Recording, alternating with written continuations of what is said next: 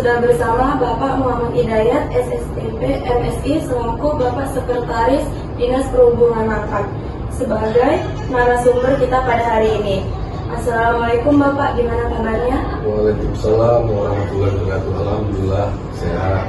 Saya gimana kabarnya? Alhamdulillah Pak, sehat. Gimana PKL di Dinas Perhubungan? Enak, nyaman? Seru Pak. Alhamdulillah. Izin Bapak, di sini kami punya beberapa pertanyaan yang nantinya akan kami tanyakan terkait Dinas Perhubungan Kabupaten Langkat. Boleh langsung kami mulai? Boleh, silakan. Kalau boleh tahu, Bapak sudah beberapa lama nih bekerja di Disub ini? Bapak tugas di Dinas Perhubungan sekitar kurang lebih 4 tahun. Jadi di Dinas Perhubungan ini kalau dibilang sudah lama, ya lumayan lama juga, 4 tahun kan, jarang mau 5 tahun. Boleh cerita sedikit Pak, sebenarnya apa sih tugas di Dinas Perhubungan ini? Kalau yang namanya Dinas Perhubungan ini kan salah satu dinas atau OPD yang ada di bawah naungan pemerintah Kabupaten Langkat. Jadi sesuai dengan peraturan Bupati Langkat terkait masalah SOPK, Dinas Perhubungan itu memiliki tugas menyelenggarakan urusan di bidang perhubungan. Apa itu urusan pemerintahan di bidang perhubungan?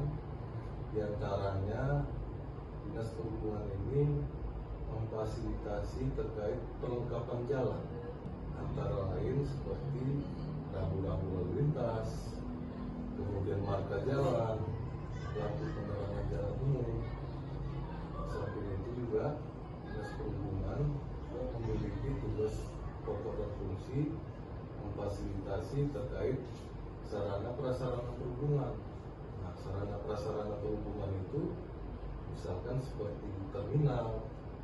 Jadi terminal yang di bawah kewenangan Dinas Perhubungan Kabupaten Langkat itu namanya TPC.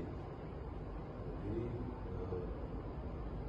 fungsi dari terminal itu untuk menaik turunkan penumpang yang jenis angkutan perkotaan atau pedesaan. Nah, jadi yang namanya jenis terminal itu ada 3. Ada TPC, itu kewenangan di Dinas Perhubungan Kabupaten Langkat. Ada TPB, itu di bawah kewenangan Dinas Perhubungan Provinsi. Ada namanya yang tipe A, itu di bawah Kementerian Perhubungan. Contohnya terminal TPC itu ada di wilayah kita di Kecamatan Selesai. Kalau tipe B itu terminal yang ada di Pasar 10 dan Beringin. Nah, kalau di Kabupaten Langkat itu tidak ada terminal tipe A. Yang ada itu di Medan. Contohnya seperti terminal Amplas sama terminal Pinambaris. Kemudian di samping itu juga yang namanya sarana prasarana perhubungan itu seperti dermaga. Nah, kita wilayah Kabupaten Langkat ini termasuk wilayah yang berada di garis pantai timur, kemudian juga memiliki aliran sungai yang panjang seperti Sungai Wapu dan Batang Serangan. Jadi kebutuhan masyarakat terkait moda transportasi itu hanya darat, ada juga kebutuhan masyarakat tadi seperti angkutan sungai atau angkutan laut. Makanya itu diperlukan fasilitas dermaga. Dermaga ini juga sama halnya seperti terminal tadi untuk menaik turunkan penumpang ataupun barang yang sifatnya moda transportasi sungai. Kemudian juga ya terkait urusan rekayasa lalu lintas, itu kita bekerja sama dengan pihak Satlantas. Jadi Dinas Perhubungan ini memiliki fungsi menyelenggarakan urusan pemerintah di bidang perhubungan. Banyak lintas instansi yang harus bekerja sama untuk mencapai tujuan demi kelancaran lalu lintas dan angkutan jalan. Seperti itu. Kira-kira selama ini Pak, apa tantangan terbesar yang dihadapi Disub saat mengatur lalu lintas di Kabupaten Langkat ini? Sebenarnya tantangan itu ya semua hal pasti ada tantangan. Jadi tantangan itu bisa dibilang tantangan kalau sebenarnya dalam hal pengaturan lalu lintas jalan itu kan dinas perhubungan ini sifatnya hanya membantu kelancaran, bantu pihak polisian dalam hal namanya tertib lalu lintas, ya kan? Nah, terkait penegakan hukumnya itu ada di pihak Satlantas Polres. Ya.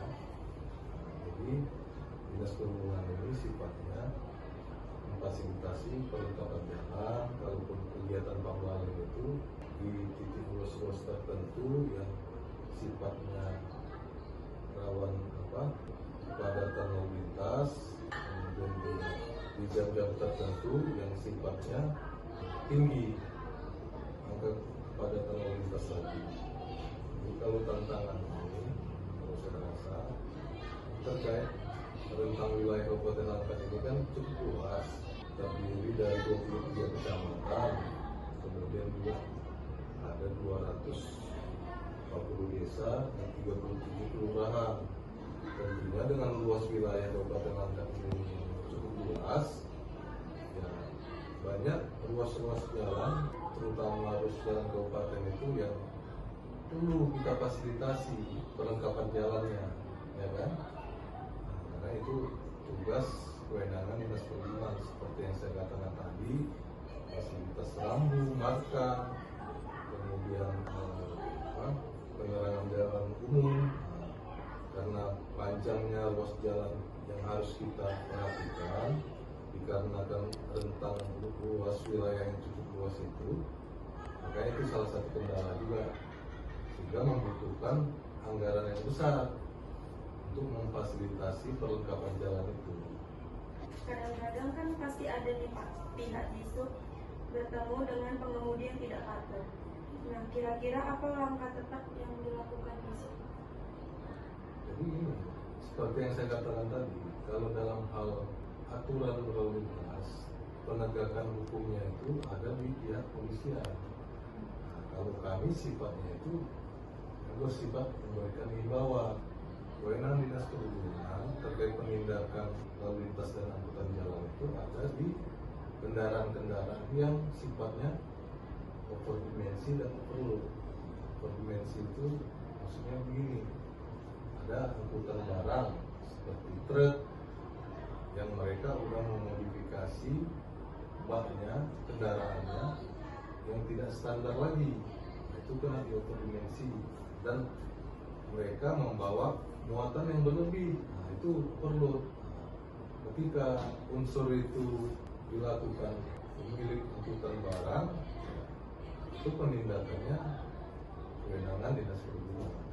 Namun kalau terkait masalah tertib lalu lintas, kami itu sifatnya hanya bisa memberikan himbauan, mensosialisasikan terkait tertib lalu lintas bersama stakeholder lainnya, khususnya dari jajaran Satlantas. Nah, selama ini kan Pak, dan saya juga ada di kementerian lain yang pernah melihat disub melanggar jalan. Jadi apa sebenarnya disub yang tidak punya wewenang untuk melanggar jalan? Nah, sebenarnya tadi jawabannya ada di pertanyaan sebelumnya, sudah saya jelaskan. Jadi kalau terkait pelanggaran lalu lintas seperti sepeda motor, roda 2, roda 4, ya kan, roda 4 ke atas, terkait mungkin registrasi kendaraannya ataupun pajak kendaraannya yang mati, kemudian juga pelanggaran lalu lintas jalan, yang bisa menilang itu pihak Satlantas.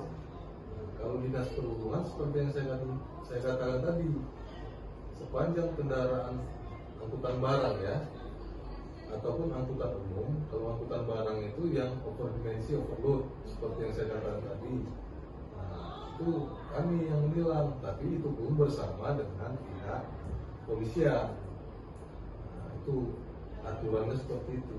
Kemudian terkait angkutan umum, angkutan barang juga selain dia disebut odol ya, overdimensi, overload, nah, ada yang mereka kan harus melakukan pengujian kendaraan bermotor secara berkala. 6 bulan sekali mereka harus uji kir namanya.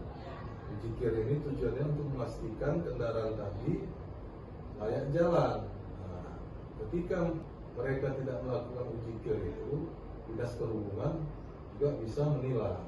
Kemudian kalau angkutan umum, yaitu tadi ketika angkutan umum tadi seperti angkot, ya kan, angkutan umum lainnya itu yang tidak mengurus kir ataupun izin traiknya mati, nah, itu bisa kena tilang oleh Dinas Perhubungan. Makanya kalau penilangan, ya kita punya kewenangan tilang, tapi batasannya udah jelas seperti yang saya katakan tadi. Contohnya ini siang, ini kan personil kita bersama Satlantas Polres melakukan razia nih di jalan. Jadi nanti masing-masing instansi itu mengambil bagiannya, seperti Satlantas sesuai dengan kewenangannya, Dinas Perhubungan sesuai dengan kewenangannya.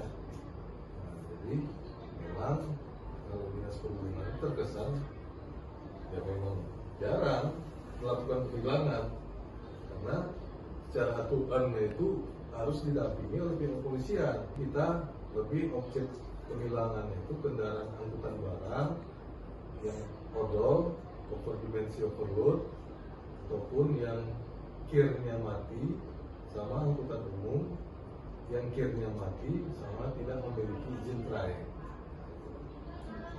Seperti itu. Oke, baik Pak, terima kasih. Sebagai penutup nih, kira-kira apa harapan Bapak untuk masyarakat di kabupaten ini terkait tertib dalam berkendara lalu lintas? Jadi bagi masyarakat Kabupaten Langkat dalam hal pengguna kendaraan di jalan raya agar kiranya mematuhi peraturan lalu lintas yang ada, mentaati rambu-rambu yang sudah terpasang di fasilitas umum, terutama di sepanjang jalan. Kemudian selalu berhati-hati dalam berkendaraan, tidak ugal-ugalan, ya, mematuhi standar spesifikasi kendaraan yang udah ada. Kadang banyak tuh anak-anak muda supaya keren, ya kan, sepeda motornya dimodifikasi, knalpotnya diganti knalpot racing, ya kan. Kalian nggak seperti itu kan? Nah, kemudian juga terutama ya ini untuk keselamatan diri sendiri, menggunakan helm yang SNI, standar nasional Indonesia. Karena tingkat kecelakaan lalu lintas di jalan itu cukup tinggi. Jadi kematian itu juga salah satu sektor yang memberikan kontribusi yang besar itu dari kejadian laka lantas. Nah, mungkin seperti itu. Baik, terima kasih banyak kami ucapkan kepada Bapak Hidayat yang sudah menjawab beberapa pertanyaan kita tadi dan memberikan sedikit nasihat terkait tata tertib lalu lintas berkendara. Seru sekali hari ini ngobrol bareng bersama Dinas Perhubungan Langkat. Semoga apa yang kita bahas bisa bikin kita lebih paham dan makin tertib berlalu lintas. Dan buat sahabat di rumah, tetap patuhi aturan, jaga keselamatan, dan mari jadi bagian dari transportasi yang aman dan nyaman. Sekian podcast kita hari ini. Assalamualaikum warahmatullahi wabarakatuh. Waalaikumsalam. Salam Langkat.